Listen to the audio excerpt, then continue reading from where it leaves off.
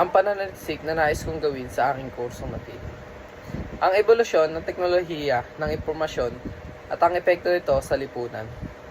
Ang ebolusyon ng teknolohiya ng impormasyon ay tumutukoy sa mga pagbabago at pag-udlad sa mga teknolohiya na ginagamit upang magproseso at mag-imbak at magbahagi ng impormasyon. Ang mga teknolohiyang ito ay may malaking epekto sa lipunan, kabilang ang mga sumusunod: pagbabago sa komunikasyon, pagtaas ng access sa impormasyon, pagbabago sa paraan ng pagtatrabaho, pagtaas ng pagkakaisa.